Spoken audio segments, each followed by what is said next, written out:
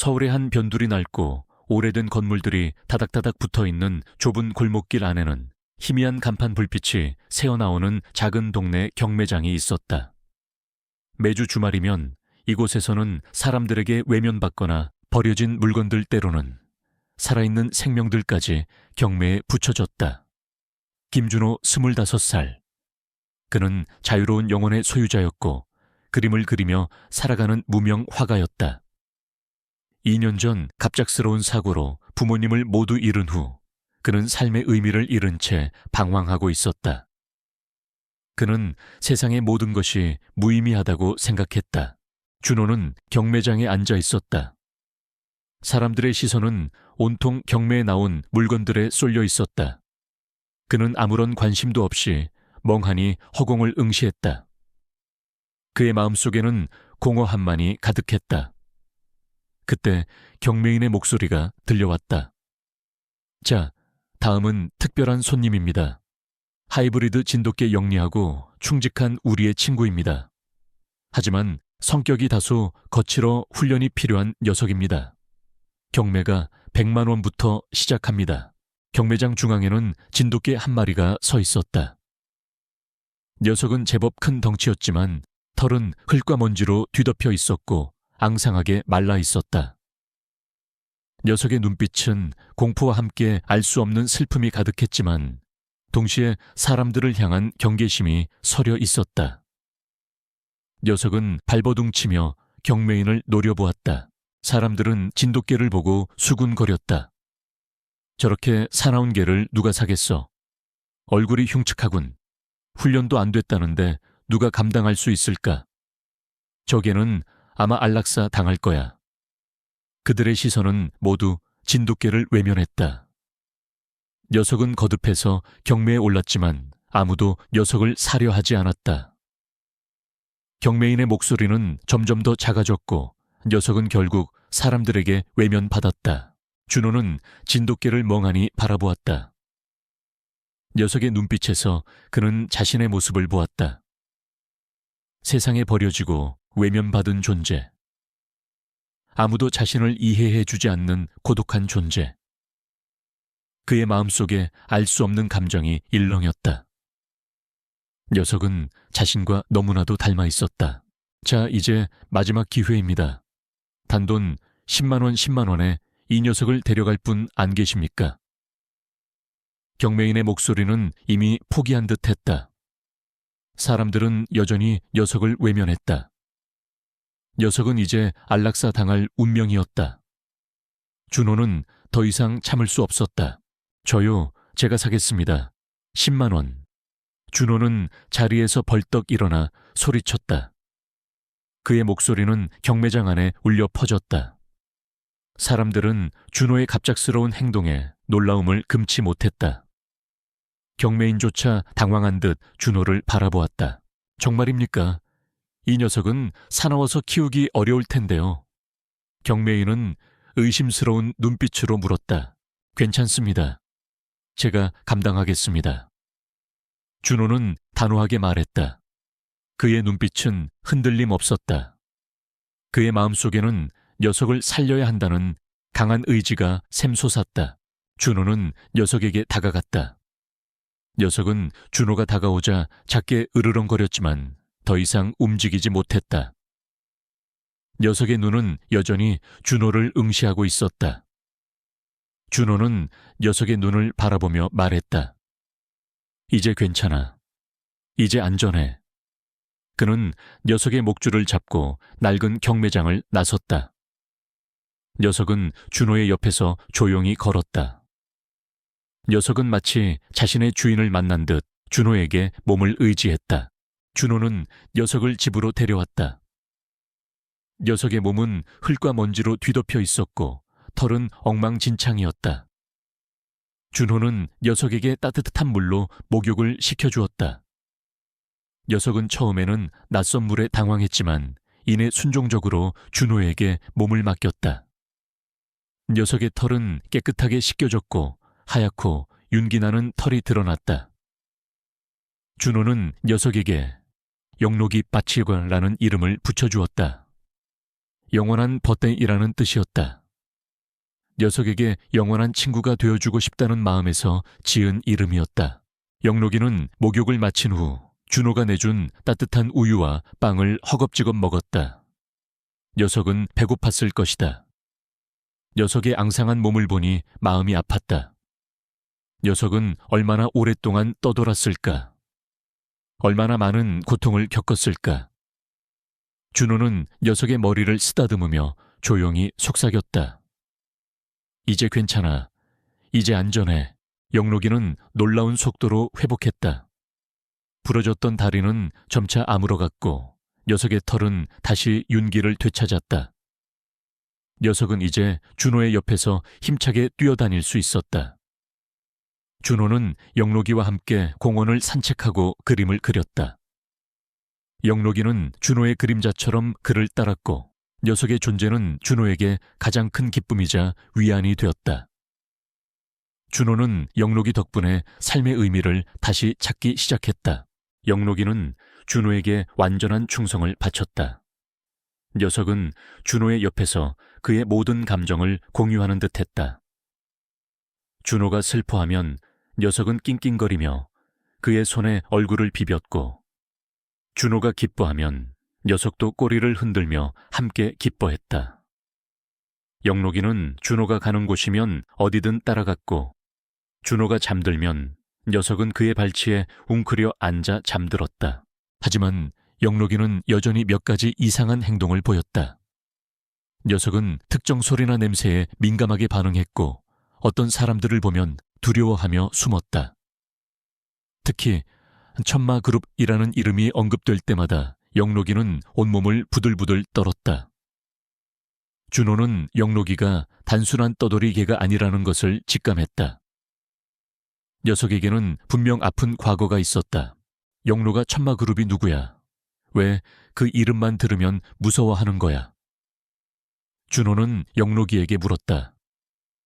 영록이는 준호의 말을 알아듣는 듯 녀석의 눈빛은 슬픔으로 가득했지만 아무런 대답도 할 수 없었다. 녀석은 그저 준호의 손에 얼굴을 비빌 뿐이었다. 준호는 영록이의 과거를 파헤치기로 결심했다.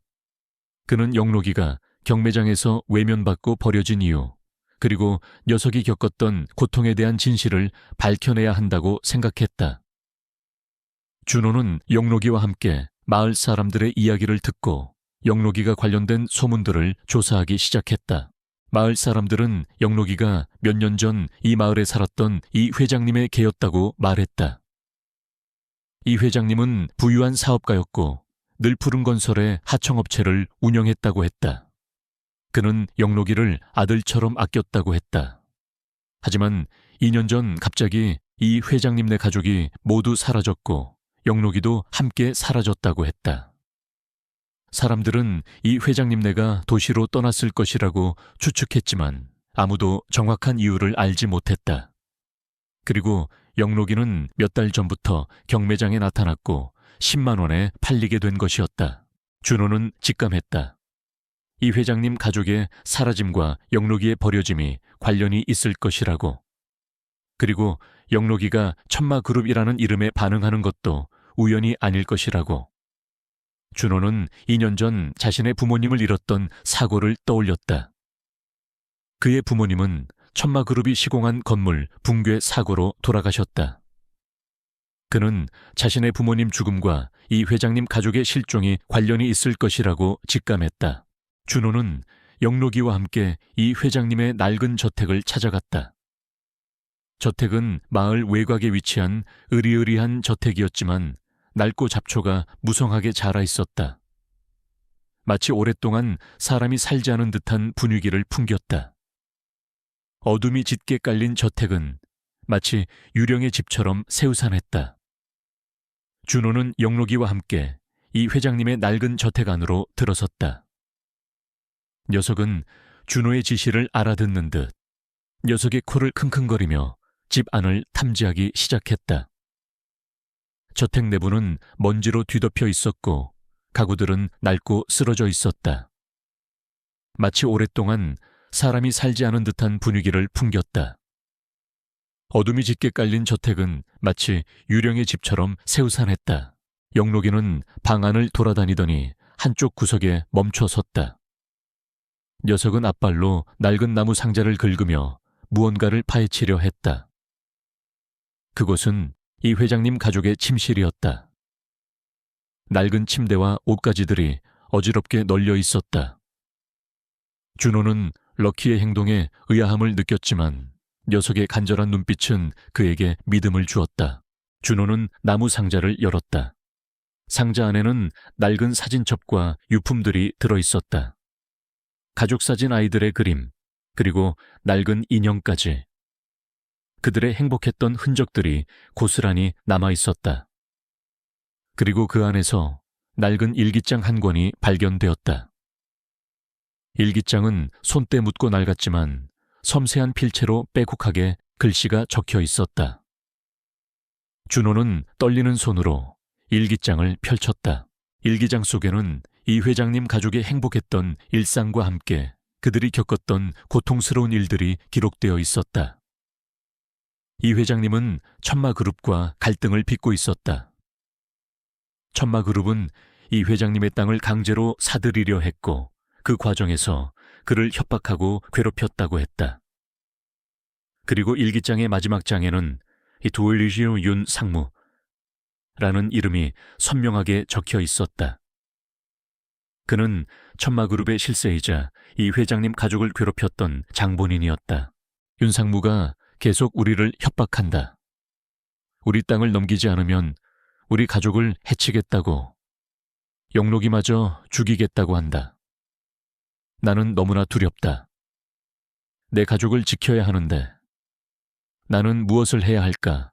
일기장의 마지막 문장은 준호의 심장을 아프게 했다. 이 회장님 가족은 윤 상무의 협박에 시달리고 있었던 것이다.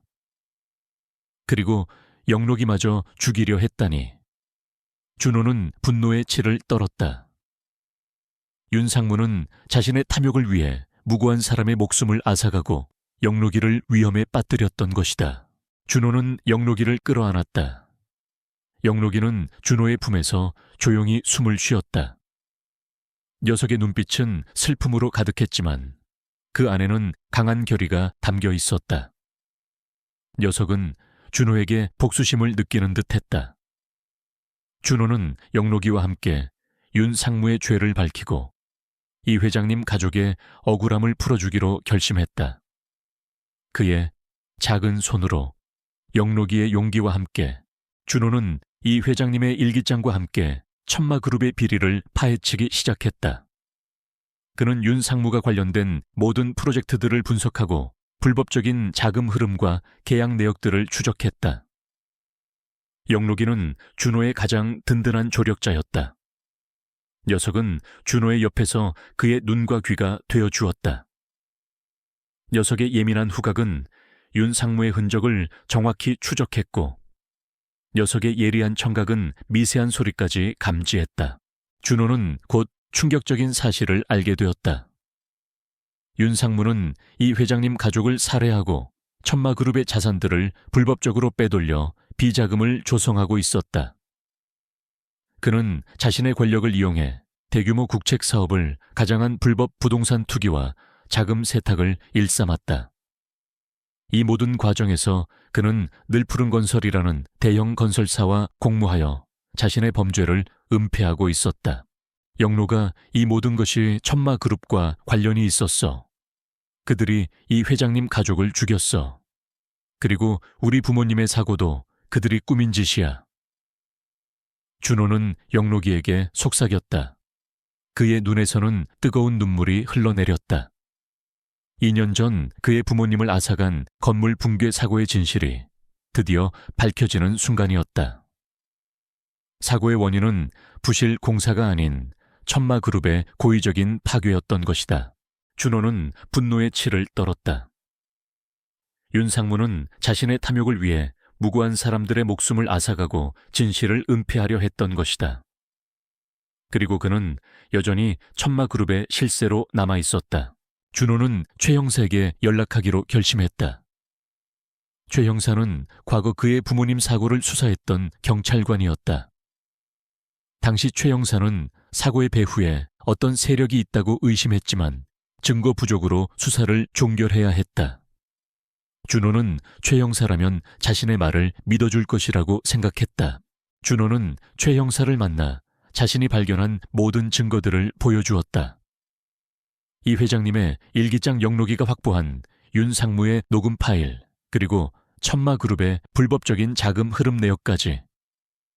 최 형사는 준호가 가져온 증거들을 보고 충격에 휩싸였다. 그의 얼굴은 굳어졌고 그의 눈빛은 분노로 이글거렸다. 이럴 수가. 윤 상무가 이 모든 것의 배후에 있었다니. 그리고 늘푸른 건설까지 연루되어 있었다니. 이지은 씨 정말 대단합니다. 당신과 영록이 덕분에 이 모든 것을 밝혀낼 수 있었습니다. 최 형사는 준호의 손을 잡고 말했다. 형사님, 이제 우리가 할 일이 남았어요. 윤 상무와 늘푸른 건설의 비리를 세상에 알리고 그들을 심판대에 세워야 해요. 준호는 단호하게 말했다. 그의 눈빛은 흔들림 없었다. 최 형사는 준호의 결심에 찬 눈빛을 보고 이내 고개를 끄덕였다. 알겠습니다. 하지만 이건 매우 위험한 일입니다. 그들은 당신의 목숨까지 위협할 겁니다. 천마그룹의 영향력은 상상을 초월합니다. 그들은 모든 언론과 정치권을 통제하고 있습니다. 저는 괜찮아요. 이제 더 이상 두렵지 않습니다. 저에게는 영록이가 있고 형사님이 있습니다. 우리는 함께 이 모든 것을 이겨낼 수 있을 겁니다. 준호는 영록이를 바라보았다. 영록이는 준호의 옆에 조용히 앉아 준호의 손을 핥았다. 녀석의 눈빛은 준호에게 용기를 주었다. 우리는 천마그룹의 가장 중요한 행사인 천마그룹 창립 50주년 기념 만찬 다치를 목표로 삼았다. 그곳은 천마그룹 회장과 윤 상무는 물론 그들과 연루된 모든 고위층 인사들이 모이는 자리였다. 우리는 그곳에서 모든 진실을 폭로하고 그들의 위선을 낱낱이 드러낼 계획을 세웠다. 준호의 부모님의 억울한 죽음, 이 회장님 가족의 희생, 그리고 영록이의 억울함을 헛되이 할 수 없었다. 준호는 영록이와 함께 그들의 정의를 실현할 것이다. 천마그룹 창립 50주년 기념 만찬회 날, 서울의 가장 번화한 중심부에 위치한 최고급 호텔은 그 어느 때보다 화려하게 빛나고 있었다. 대형 전광판에는 천마그룹의 위상을 과시하는 문구들이 끊임없이 흘러나왔다. 수많은 언론인들과 투자자들, 그리고 재계 인사들이 모여들어 연 회장은 인산인해를 이루었다. 그들은 천마그룹 회장의 성공적인 경영과 윤 상무의 노고를 칭송하며 완벽하게 포장된 그들의 위선에 찬사를 보낼 터였다. 하지만 준호는 그 모든 화려함 속에 숨겨진 추악한 진실을 알고 있었다. 그의 손에는 모든 것을 폭로할 USB와 소형 송신기가 쥐어져 있었다. 준호는 최 형사와 함께 호텔 주변에 잠복해 있었다. 최 형사는 호텔 외곽에서 경찰 병력을 대기시키고 준호가 위험에 처할 경우 즉시 개입할 준비를 마쳤다. 준호는 천마그룹의 임직원으로 위장하여 호텔 안으로 잠입할 예정이었다. 영록이는 준호의 옆에서 조용히 앉아 그의 지시를 기다렸다. 녀석의 눈빛은 비장했지만 동시에 준호에게 변함없는 신뢰를 보여주었다. 영록아, 이제 우리가 할 일이야. 잘 부탁해. 준호는 영록이의 머리를 쓰다듬으며 속삭였다. 영록이는 준호의 말을 알아듣는 듯 녀석의 코를 준호의 손에 비비며 힘을 불어넣어 주었다. 준호는 호텔 안으로 들어섰다. 연 회장은 화려한 샹들리에 불빛 아래 눈부시게 빛나고 있었다. 사람들은 최고급 옷차림으로 만찬을 즐기고 있었고 웃음소리와 잠부딪히는 소리가 끊이지 않았다. 준호는 그 모든 소란 속에서 천마그룹 회장과 윤 상무의 위치를 확인했다. 그들은 연 회장 중앙에서 고위층 인사들과 이야기를 나누며 오만한 미소를 띠고 있었다. 준호는 영록이에게 조용히 신호를 보냈다. 영록이는 준호의 뜻을 알아들은 듯 사람들 사이를 조용히 스쳐 지나 연 회장 안으로 스며들었다. 녀석은 그림자처럼 사라져 연 회장 내부에 설치된 CCTV를 무력화시킬 준비를 했다. 녀석의 목걸이에는 소형 카메라가 부착되어 있어 준호는 녀석의 시점에서 연 회장 내부의 모든 상황을 실시간으로 확인할 수 있었다.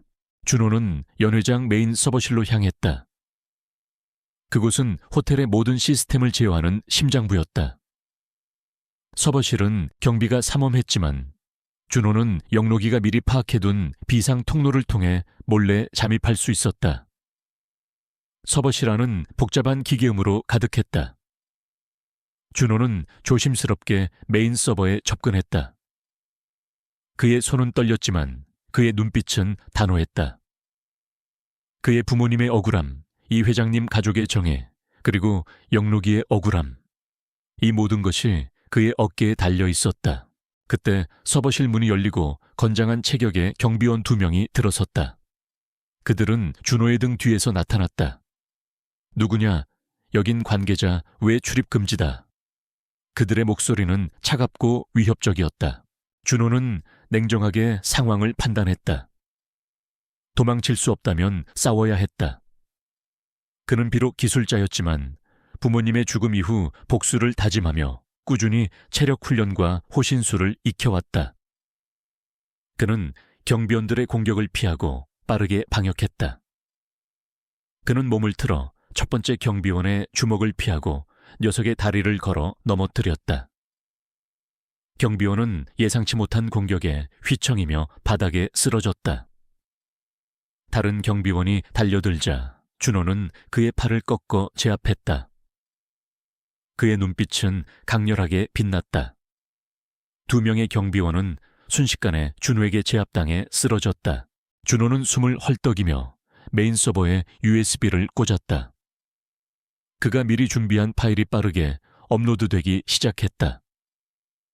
그때 연 회장에서 천마그룹 회장의 축사가 시작되었다는 음성이 들려왔다. 그는 자신의 업적을 과시하며 사람들의 박수갈채를 받고 있었다. 그의 얼굴에는 만족스러운 미소가 떠올랐다. 바로 그때였다. 연 회장 중앙의 대형 스크린에 갑자기 영상이 나타났다. 천마그룹 회장의 얼굴 뒤로 이 회장님 가족의 실종과 럭키의 버려짐에 대한 충격적인 영상이 흘러나왔다. 낡은 저택 지하에서 발견된 시신들, 그리고 그 옆에서 럭키가 낑낑거리며 울부짖는 모습. 이어서 윤상무와 천마그룹 회장이 주고받은 은밀한 대화 내용이 녹음된 음성이 연 회장 전체에 울려 퍼졌다. 불법 부동산 강탈 비자금, 조성 김 사장 가족 살해 지시, 그리고 준호 부모님의 건물 붕괴 사고가 고의적인 폭파였음을 증명하는 진실까지. 모든 추악한 진실이 낱낱이 공개되었다. 연 회장은 순식간에 아수라장이 되었다. 사람들은 충격에 휩싸인 듯 스크린을 응시했고 곳곳에서 비명과 경악의 목소리가 터져 나왔다. 천마그룹 회장과 윤상무는 얼굴이 새파랗게 질려 스크린을 바라보았다. 그들의 위선적인 가면이 한순간에 벗겨지는 순간이었다. 그들은 이 모든 것이 자신들의 만찬회에서 공개될 것이라고는 상상조차 하지 못했을 것이다. 준호는 서버실에서 이 모든 광경을 지켜보았다. 그의 심장은 분노로 들끓었지만 동시에 마침내 정의가 실현된다는 사실에 뜨거운 감격이 차올랐다. 그의 부모님의 억울한 죽음, 이 회장님 가족의 희생, 그리고 영록이의 억울함이 헛되지 않았다는 것을 세상에 증명했다. 그때 서버실 문이 다시 열리고 무장한 경호원들이 들이닥쳤다. 그들은 준호의 위치를 알아낸 것이 분명했다. 그들은 준호를 향해 총을 겨누었다. 준호는 태블릿 PC를 움켜쥐고 필사적으로 저항했지만 수적으로 열세였다. 그들의 손이 그의 팔을 붙잡고 태블릿 PC를 빼앗으려 했다. 인우아 이거 놓으란 말이야. 준호는 소리쳤다. 그의 목소리는 절규에 가까웠다. 경호원들이 준호를 바닥에 내던지고 태블릿 PC를 빼앗으려 했다. 그때 갑자기 어둠 속에서 영록이가 튀어나왔다. 녀석은 연회장 내부의 혼란을 틈타 서버실까지 침투한 것이었다. 영록이는 그림자처럼 경호원들의 다리를 물고 늘어졌다.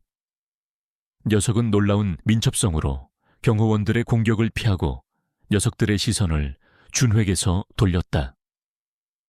경호원들은 영록이에게 집중했고 그 틈을 이용해 준호는 태블릿 PC를 들고 서버실 밖으로 뛰쳐나왔다. 준호 씨, 괜찮습니까? 최 형사의 다급한 목소리가 들렸다. 그는 경찰 특공대와 함께 호텔 안으로 진입하고 있었다. 그의 얼굴에는 걱정과 함께 결의가 담겨 있었다. 내 증거 확보했어요. 준호는 외쳤다. 그의 손에는 태블릿 PC가 굳게 쥐어져 있었다. 경찰 특공대는 호텔 내부로 진입하여 만찬 회장을 장악했다. 천마그룹 회장과 윤 상무는 물론 그들과 연루된 모든 인사들이 현장에서 체포되었다. 연 회장은 경찰과 언론인들로 북새통을 이루었다. 플래시 세례가 끊이지 않았고 취재 열기는 뜨거웠다. 준호는 영록이를 끌어안았다. 녀석은 준호의 품에서 꼬리를 흔들었다. 녀석의 눈빛은 준호의 승리를 축하하는 듯했다. 우리는 함께 이 모든 것을 해냈다. 영록이는 나의 가장 소중한 동반자이자 정의를 향한 나의 가장 강력한 무기였다. 언론은 준호와 영록이의 용감한 활약을 대서특필했다. 경매에서 거부된 개와 그의 주인의 위대한 용기, 어둠 속에 숨겨진 진실을 밝히다. 와 같은 헤드라인이 연일 신문과 방송을 장식했다. 준호의 이야기는 전 국민에게 큰 감동을 주었고 많은 사람들에게 희망과 용기를 불어넣었다. 영록이는 국민적인 영웅견이 되어 수많은 찬사를 받았다. 나는 이제 더 이상 과거의 상처에 갇혀있지 않았다. 나의 명예는 회복되었고 나는 새로운 삶을 시작할 수 있었다. 나의 부모님은 비록 돌아가셨지만 그들의 정의로운 뜻은 나를 통해 세상의 빛을 보게 되었다. 이 회장님 가족의 억울한 죽음 또한 헛되지 않았다. 모든 것은 마침내 제자리를 찾았다. 하지만 나의 마음속에는 아직 끝나지 않은 이야기가 있었다. 영록이의 과거. 녀석은 왜 그토록 고통스럽게 김 사장 가족의 시신을 지키고 있었을까? 그리고 녀석은 왜 내게 도움을 간청했을까? 준호는 영록이의 눈을 바라보았다. 녀석은 나의 모든 의문을 알고 있는 듯했다. 천마그룹 창립 50주년 기념 만찬회에서 천마그룹 회장과 윤 상무의 모든 비리가 폭로된 후 그들은 현장에서 체포되어 법의 심판을 받게 되었다. 언론은 연일 이 충격적인 사건을 보도했고 준호의 용감한 행동과 영록이의 활약은 전 국민에게 깊은 감동을 주었다. 영록이는 정의를 지킨 영웅견으로 불리며 수많은 찬사를 받았다. 천마그룹 회장과 윤 상무의 추악한 민낯이 드러나면서 그동안 그들이 위장했던 번듯한 사업가의 이미지는 산산조각 났다. 경찰 수사가 진행되면서 준호의 부모님 사고와 이 회장님 가족의 실종에 대한 진실이 밝혀졌다. 준호의 부모님은 천마그룹이 시공한 건물 붕괴 사고로 돌아가셨지만 그것은 단순한 부실 공사가 아닌 천마그룹이 고의적으로 건물을 폭파시킨 살인 사건이었다. 이 회장님 가족 또한 천마그룹의 불법적인 땅 매입 계획에 반대하여 자신의 땅을 팔지 않으려 했던 사람들이었고 그들은 천마그룹에 의해 살해당했던 것이다. 영록이는 이 모든 것을 목격했던 유일한 증인이었다. 준호는 이 사실을 알게 되자 눈물을 흘렸다. 영록이는 단순히 떠돌이개가 아니었다. 녀석은 주인의 억울한 죽음을 목격하고 그 진실을 세상에 알리기 위해 그토록 필사적으로 준호에게 도움을 간청했던 것이다. 영록이의 충성심과 간절함은 준호의 마음을 더욱 아프게 했다. 영록아, 네가 이 회장님 가족을 그렇게나 사랑했구나. 그리고 나의 부모님까지 미안하다. 준호는 영록이를 끌어안고 흐느꼈다. 영록이는 준호의 품에서 조용히 숨을 쉬었다. 녀석의 따뜻한 온기가 준호의 슬픔을 위로해 주는 듯 했다. 이 회장님 가족의 시신은 가족에게 인계되어 장례가 치러졌다. 준호와 영록이는 장례식에 참석했다. 이 회장님 가족의 친척들은 영록이와 준호에게 깊은 감사를 표했다. 그들은 영록이가 이 회장님 가족을 얼마나 사랑했는지 알고 있었고 영록이가 진실을 밝혀준 것에 대해 감동했다. 이 회장님 가족의 친척들은 영록이를 다시 데려가 보살피고 싶다고 했지만 영록이는 준호의 옆을 떠나려 하지 않았다. 녀석은 준호의 다리 사이에 고개를 묻고 준호의 옷자락을 놓지 않았다. 영록이는 준호 씨에게 가고 싶어 하는군요. 이 회장님의 친척이 말했다. 영록이의 선택을 존중하겠습니다. 준호 씨, 영록이를 잘 부탁드립니다. 준호는 이 회장님 가족의 친척들에게 고개를 숙였다. 그는 영록이를 평생 책임지고 사랑할 것을 약속했다. 영록이는 이제 준호의 진정한 가족이 되었다. 천마그룹과 늘푸른건설에 대한 경찰 수사는 더욱 박차를 가했다. 은지가 확보한 증거물들과 영록이의 증언은 그들을 꼼짝 못하게 만들었다. 그들은 자신들의 모든 죄를 시인했고 그들과 연루된 수많은 인사들이 줄줄이 체포되었다. 천마그룹과 늘푸른건설은 대대적인 구조조정을 거쳐 새로운 경영진이 들어섰고 투명하고 윤리적인 기업으로 거듭나기 위해 노력했다. 마을에는 평화가 찾아왔다. 강창호의 부재로 인해 마을은 잠시 혼란스러웠지만 마을 사람들은 서로 협력하여 새로운 지도자를 선출하고 더 살기 좋은 마을을 만들기 위해 노력했다. 영록이에 대한 오해와 미움은 완전히 사라졌다. 영록이는 마을의 수호견이자 마을 사람들의 사랑을 독차지하는 존재가 되었다. 아이들은 영록이와 함께 뛰어놀았고 어른들은 영록이의 머리를 쓰다듬으며 칭찬을 아끼지 않았다. 준호는 이제 더 이상 과거의 상처에 갇혀 있지 않았다. 그의 명예는 회복되었고 그는 새로운 삶을 시작할 수 있었다. 그의 부모님은 비록 돌아가셨지만 그의 정의로운 뜻은 그를 통해 세상의 빛을 보게 되었다. 이 회장님 가족의 억울한 죽음 또한 헛되지 않았다. 모든 것은 마침내 제자리를 찾았다. 최 형사는 가끔 준호의 사무실을 방문했다. 그는 여전히 정의를 위해 싸우는 열정적인 경찰관이었다. 그는 준호에게 말했다.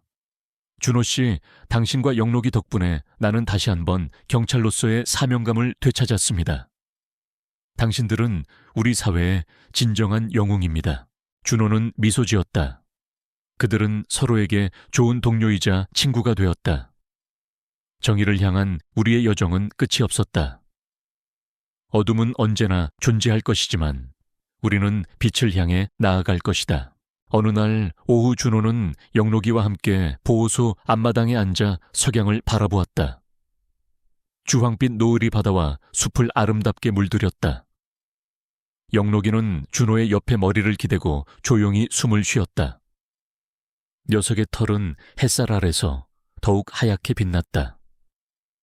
준호는 녀석의 머리를 쓰다듬었다. 영록아, 기억나? 네가 경매장에서 외면받던 그날.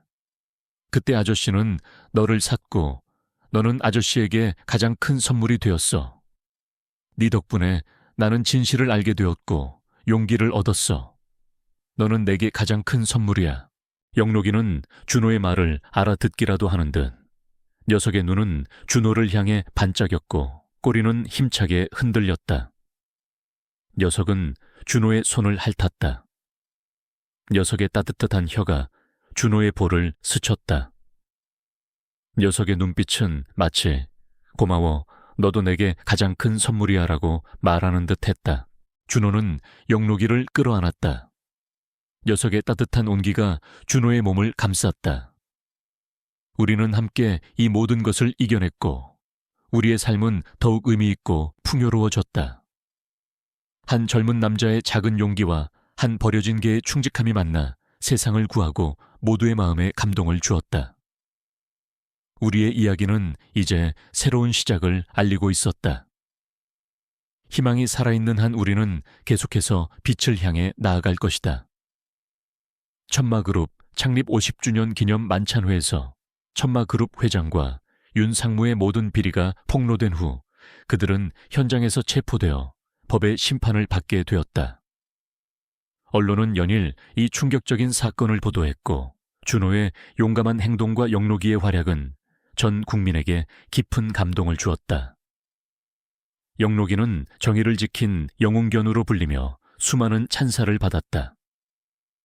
천마그룹 회장과 윤상무의 추악한 민낯이 드러나면서 그동안 그들이 위장했던 번듯한 사업가의 이미지는 산산조각났다.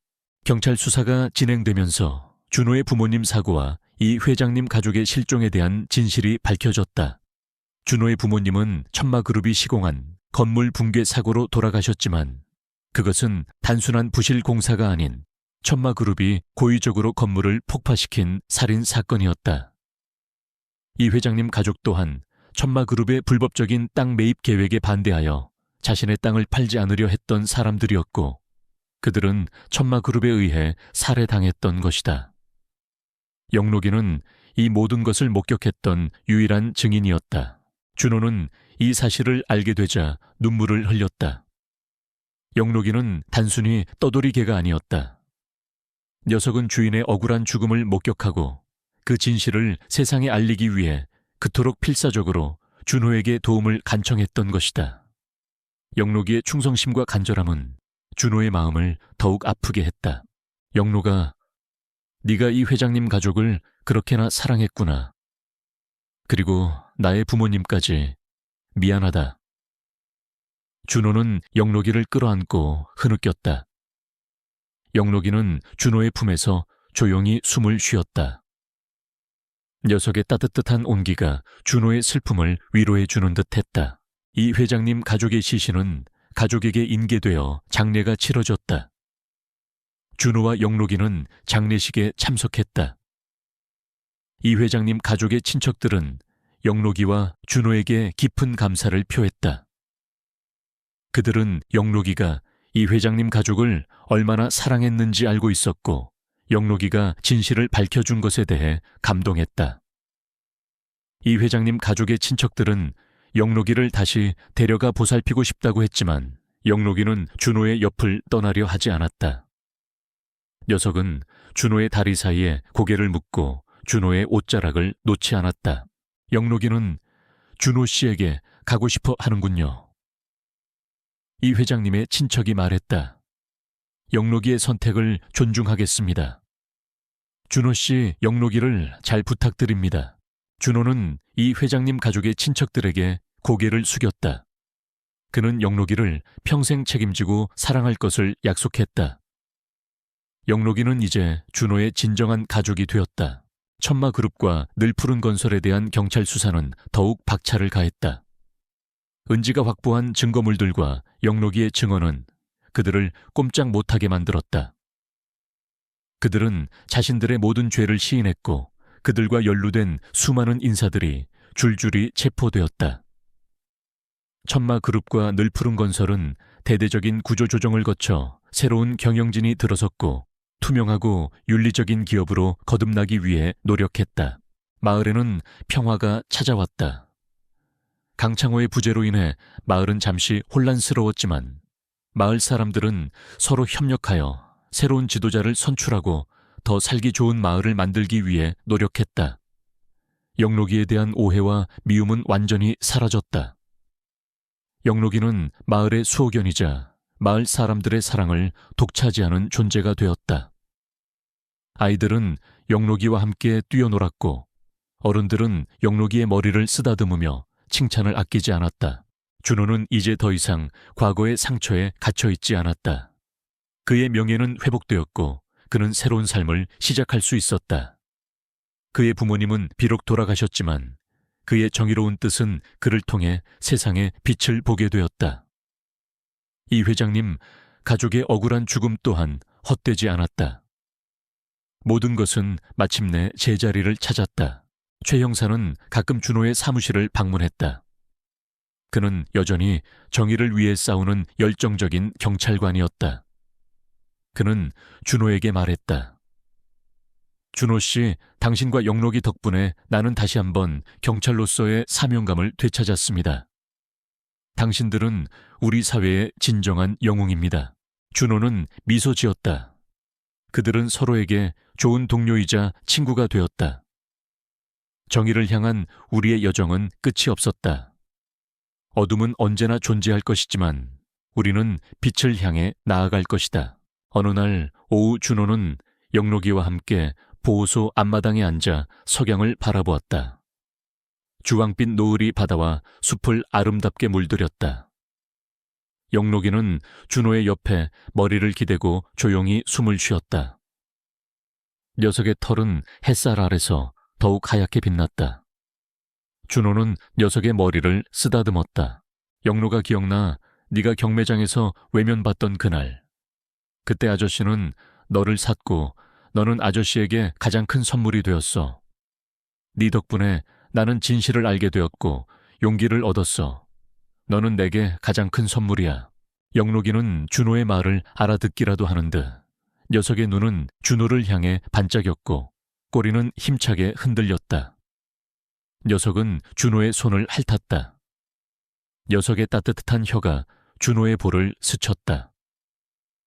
녀석의 눈빛은 마치 고마워, 너도 나게 가장 큰 선물이야 라고 말하는 듯 했다.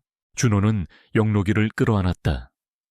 녀석의 따뜻한 온기가 준호의 몸을 감쌌다. 우리는 함께 이 모든 것을 이겨냈고 우리의 삶은 더욱 의미 있고 풍요로워졌다. 한 젊은 남자의 작은 용기와 한 버려진 개의 충직함이 만나 세상을 구하고 모두의 마음에 감동을 주었다. 우리의 이야기는 이제 새로운 시작을 알리고 있었다. 희망이 살아있는 한 우리는 계속해서 빛을 향해 나아갈 것이다. 천마그룹 창립 50주년 기념 만찬회에서 천마그룹 회장과 윤상무의 모든 비리가 폭로된 후 그들은 현장에서 체포되어 법의 심판을 받게 되었다. 언론은 연일 이 충격적인 사건을 보도했고 준호의 용감한 행동과 영록이의 활약은 전 국민에게 깊은 감동을 주었다. 영록이는 정의를 지킨 영웅견으로 불리며 수많은 찬사를 받았다. 천마그룹 회장과 윤상무의 추악한 민낯이 드러나면서 그동안 그들이 위장했던 번듯한 사업가의 이미지는 산산조각 났다. 경찰 수사가 진행되면서 준호의 부모님 사고와 이 회장님 가족의 실종에 대한 진실이 밝혀졌다. 준호의 부모님은 천마그룹이 시공한 건물 붕괴 사고로 돌아가셨지만 그것은 단순한 부실 공사가 아닌 천마그룹이 고의적으로 건물을 폭파시킨 살인 사건이었다. 이 회장님 가족 또한 천마그룹의 불법적인 땅 매입 계획에 반대하여 자신의 땅을 팔지 않으려 했던 사람들이었고 그들은 천마그룹에 의해 살해당했던 것이다. 영록이는 이 모든 것을 목격했던 유일한 증인이었다. 준호는 이 사실을 알게 되자 눈물을 흘렸다. 영록이는 단순히 떠돌이 개가 아니었다. 녀석은 주인의 억울한 죽음을 목격하고 그 진실을 세상에 알리기 위해 그토록 필사적으로 준호에게 도움을 간청했던 것이다. 영록이의 충성심과 간절함은 준호의 마음을 더욱 아프게 했다. 영록아, 네가 이 회장님 가족을 그렇게나 사랑했구나. 그리고 나의 부모님까지 미안하다. 준호는 영록이를 끌어안고 흐느꼈다. 영록이는 준호의 품에서 조용히 숨을 쉬었다. 녀석의 따뜻한 온기가 준호의 슬픔을 위로해주는 듯했다.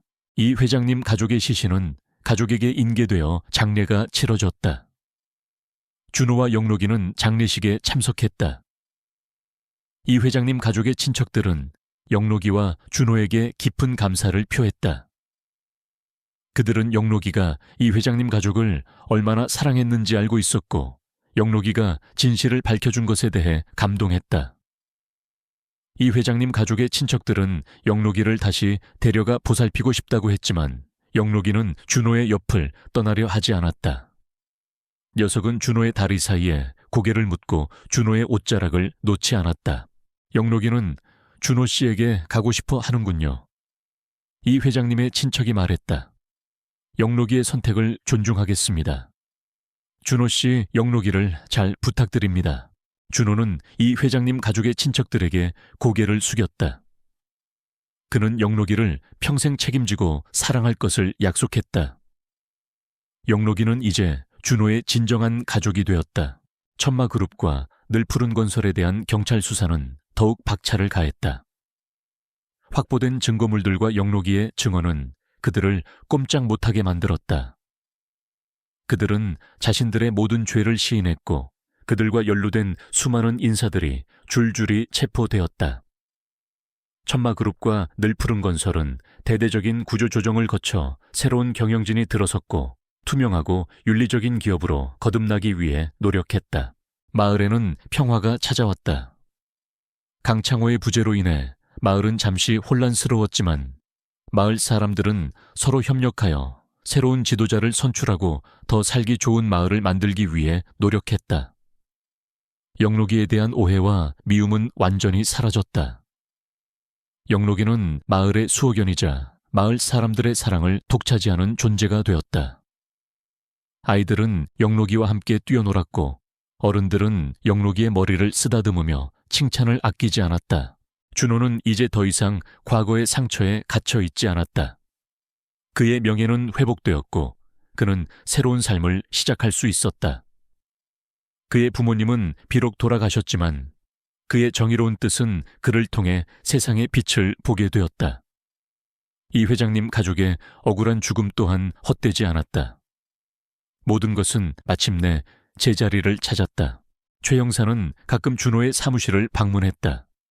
그는 여전히 정의를 위해 싸우는 열정적인 경찰관이었다. 그는 준호에게 말했다. 준호 씨, 당신과 영록이 덕분에 나는 다시 한번 경찰로서의 사명감을 되찾았습니다. 당신들은 우리 사회의 진정한 영웅입니다. 준호는 미소 지었다. 그들은 서로에게 좋은 동료이자 친구가 되었다. 정의를 향한 우리의 여정은 끝이 없었다. 어둠은 언제나 존재할 것이지만 우리는 빛을 향해 나아갈 것이다. 어느 날 오후 준호는 영록이와 함께 보호소 앞마당에 앉아 석양을 바라보았다. 주황빛 노을이 바다와 숲을 아름답게 물들였다. 영록이는 준호의 옆에 머리를 기대고 조용히 숨을 쉬었다. 녀석의 털은 햇살 아래서 더욱 하얗게 빛났다. 준호는 녀석의 머리를 쓰다듬었다. 영로가 기억나 네가 경매장에서 외면받던 그날. 그때 아저씨는 너를 샀고 너는 아저씨에게 가장 큰 선물이 되었어. 네 덕분에 나는 진실을 알게 되었고 용기를 얻었어. 너는 내게 가장 큰 선물이야. 영록이는 준호의 말을 알아듣기라도 하는 듯 녀석의 눈은 준호를 향해 반짝였고 꼬리는 힘차게 흔들렸다. 녀석은 준호의 손을 핥았다. 녀석의 따뜻한 혀가 준호의 볼을 스쳤다. 녀석의 눈빛은 마치 고마워. 너도 내게 가장 큰 선물이야 라고 말하는 듯 했다. 준호는 영록이를 끌어안았다. 녀석의 따뜻한 온기가 준호의 몸을 감쌌다. 우리는 함께 이 모든 것을 이겨냈고 우리의 삶은 더욱 의미 있고 풍요로워졌다. 한 젊은 남자의 작은 용기와 한 버려진 개의 충직함이 만나 세상을 구하고 모두의 마음에 감동을 주었다. 우리의 이야기는 이제 새로운 시작을 알리고 있었다. 희망이 살아있는 한 우리는 계속해서 빛을 향해 나아갈 것이다. 천마그룹 창립 50주년 기념 만찬회에서 천마그룹 회장과 윤상무의 모든 비리가 폭로된 후 그들은 현장에서 체포되어 법의 심판을 받게 되었다. 언론은 연일 이 충격적인 사건을 보도했고 준호의 용감한 행동과 영록이의 활약은 전 국민에게 깊은 감동을 주었다. 영록이는 정의를 지킨 영웅견으로 불리며 수많은 찬사를 받았다. 천마그룹 회장과 윤상무의 추악한 민낯이 드러나면서 그동안 그들이 위장했던 번듯한 사업가의 이미지는 산산조각 났다. 경찰 수사가 진행되면서 준호의 부모님 사고와 이 회장님 가족의 실종에 대한 진실이 밝혀졌다. 준호의 부모님은 천마그룹이 시공한 건물 붕괴, 사고로 돌아가셨지만 그것은 단순한 부실 공사가 아닌 천마그룹이 고의적으로 건물을 폭파시킨 살인 사건이었다. 이 회장님 가족 또한 천마그룹의 불법적인 땅 매입 계획에 반대하여 자신의 땅을 팔지 않으려 했던 사람들이었고 그들은 천마그룹에 의해 살해당했던 것이다. 영록이는 이 모든 것을 목격했던 유일한 증인이었다. 준호는 이 사실을 알게 되자 눈물을 흘렸다. 영록이는 단순히 떠돌이개가 아니었다. 녀석은 주인의 억울한 죽음을 목격하고 그 진실을 세상에 알리기 위해 그토록 필사적으로 준호에게 도움을 간청했던 것이다. 영록이의 충성심과 간절함은 준호의 마음을 더욱 아프게 했다. 영록아, 네가 이 회장님 가족을 그렇게나 사랑했구나. 그리고 나의 부모님까지 미안하다. 준호는 영록이를 끌어안고 흐느꼈다. 영록이는 준호의 품에서 조용히 숨을 쉬었다. 녀석의 따뜻한 온기가 준호의 슬픔을 위로해 주는 듯 했다. 이 회장님 가족의 시신은 가족에게 인계되어 장례가 치러졌다. 준호와 영록이는 장례식에 참석했다. 이 회장님 가족의 친척들은 영록이와 준호에게 깊은 감사를 표했다. 그들은 영록이가 이 회장님 가족을 얼마나 사랑했는지 알고 있었고 영록이가 진실을 밝혀준 것에 대해 감동했다. 이 회장님 가족의 친척들은 영록이를 다시 데려가 보살피고 싶다고 했지만 영록이는 준호의 옆을 떠나려 하지 않았다. 녀석은 준호의 다리 사이에 고개를 묻고 준호의 옷자락을 놓지 않았다. 영록이는 준호 씨에게 가고 싶어 하는군요. 이 회장님의 친척이 말했다. 영록이의 선택을 존중하겠습니다. 준호 씨, 영록이를 잘 부탁드립니다. 준호는 이 회장님 가족의 친척들에게 고개를 숙였다. 그는 영록이를 평생 책임지고 사랑할 것을 약속했다. 영록이는 이제 준호의 진정한 가족이 되었다. 천마그룹과 늘푸른 건설에 대한 경찰 수사는 더욱 박차를 가했다. 확보된 증거물들과 영록이의 증언은 그들을 꼼짝 못하게 만들었다. 그들은 자신들의 모든 죄를 시인했고 그들과 연루된 수많은 인사들이 줄줄이 체포되었다. 천마그룹과 늘푸른 건설은 대대적인 구조조정을 거쳐 새로운 경영진이 들어섰고 투명하고 윤리적인 기업으로 거듭나기 위해 노력했다. 마을에는 평화가 찾아왔다. 강창호의 부재로 인해 마을은 잠시 혼란스러웠지만 마을 사람들은 서로 협력하여 새로운 지도자를 선출하고 더 살기 좋은 마을을 만들기 위해 노력했다. 영록이에 대한 오해와 미움은 완전히 사라졌다. 영록이는 마을의 수호견이자 마을 사람들의 사랑을 독차지하는 존재가 되었다. 아이들은 영록이와 함께 뛰어놀았고 어른들은 영록이의 머리를 쓰다듬으며 칭찬을 아끼지 않았다. 준호는 이제 더 이상 과거의 상처에 갇혀있지 않았다. 그의 명예는 회복되었고 그는 새로운 삶을 시작할 수 있었다. 그의 부모님은 비록 돌아가셨지만 그의 정의로운 뜻은 그를 통해 세상에 빛을 보게 되었다. 이 회장님 가족의 억울한 죽음 또한 헛되지 않았다. 모든 것은 마침내 제자리를 찾았다. 최 형사는 가끔 준호의 사무실을 방문했다.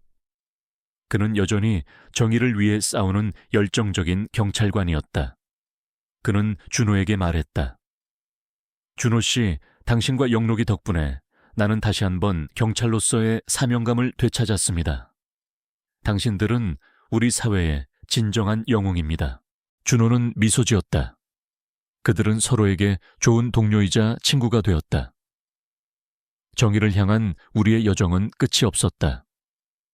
어둠은 언제나 존재할 것이지만 우리는 빛을 향해 나아갈 것이다.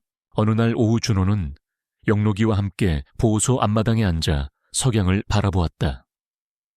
주황빛 노을이 바다와 숲을 아름답게 물들였다. 영록이는 준호의 옆에 머리를 기대고 조용히 숨을 쉬었다. 녀석의 털은 햇살 아래서 더욱 하얗게 빛났다. 준호는 녀석의 머리를 쓰다듬었다. 영록아 기억나, 네가 경매장에서 외면받던 그날, 그때 아저씨는 너를 샀고 너는 아저씨에게 가장 큰 선물이 되었어. 네 덕분에 나는 진실을 알게 되었고 용기를 얻었어. 너는 내게 가장 큰 선물이야. 영록이는 준호의 말을 알아듣기라도 하는 듯 녀석의 눈은 준호를 향해 반짝였고 꼬리는 힘차게 흔들렸다. 녀석은 준호의 손을 핥았다. 녀석의 따뜻한 혀가 준호의 볼을 스쳤다. 녀석의 눈빛은 마치 고마워. 너도 내게 가장 큰 선물이야. 라고 말하는 듯 했다. 준호는 영록이를 끌어안았다. 녀석의 따뜻한 온기가 준호의 몸을 감쌌다. 우리는 함께 이 모든 것을 이겨냈고 우리의 삶은 더욱 의미 있고 풍요로워졌다. 한 젊은 남자의 작은 용기와 한 버려진 개의 충직함이 만나 세상을 구하고 모두의 마음에 감동을 주었다. 우리의 이야기는 이제 새로운 시작을 알리고 있었다. 희망이 살아있는 한 우리는 계속해서 빛을 향해 나아갈 것이다.